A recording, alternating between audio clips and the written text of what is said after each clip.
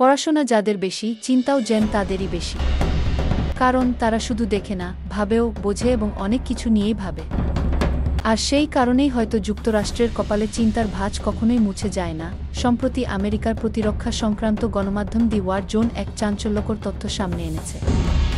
তাদের দাবি, চীন অত্যন্ত গোপনে তৈরি করছে এমন একটি বোমারু বিমান, যা দেখতে আমেরিকার বিখ্যাত B-2 স্পিরিটের মতোই। এই তথ্য উঠে এসেছে এক গুপ্তচর স্যাটেলাইটের তোলা ছবিতে। চীনের জিনজিয়াং প্রদেশের মালান এলাকার একটি গোপন ঘাঁটিতে ক্যামেরাবন্দী হয়েছে সেই বিমান।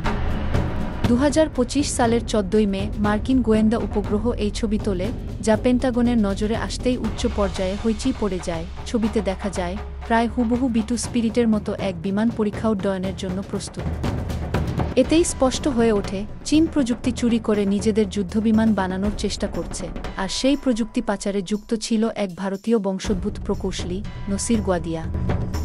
নসির গোয়াদিয়া মুম্বইয়ে জন্ম, পরে আমেরিকায় পাড়ি। 60-এর দশকে যুক্ত হন বিখ্যাত প্রতিরক্ষা নির্মাতা কোম্পানি নর্থ্রপ গ্রুম্যানে। তিনি ছিলেন B-2 স্পিরিটের স্টিলথ প্রযুক্তির অন্যতম স্থপতি। 1986 সালে ওই সংস্থা ছেড়ে নিজেই খুলে ফেলেন এক কোম্পানি। এদিকে 2003 থেকে 2004 সালের মধ্যে একাধিকবার চীন সফর করেন নসির, এবং সে সময় বেইজিংয়ের প্রতিরক্ষা গবেষকদের হাতে তুলে দেন B-2 স্পিরিটের গোপন নকশা ও প্রযুক্তি। এর বিনিময়ে 3 বছরে চীন সরকার থেকে পান $1,10,000। 2004 সালে এক আসবাবের ভেতরে লুকিয়ে আনা হয় বিমান প্রযুক্তির নথি। FBI সেটা বাজেয়াপ্ত করে, এবং এরপর থেকেই নসিরের গতিবিধির উপর চলে কঠোর নজরদারি। তবে তাকে গ্রেফতার করতে সময় লাগে আরও 1 বছর।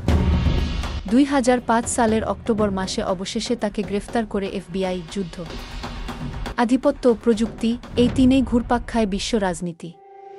আর মাঝে মাঝে সেই বট খেলায় গুরুত্বপূর্ণ চরিত্র হয়ে ওঠে এমন কিছু মানুষ, যাদের গল্প সিনেমাকেও হার মানা।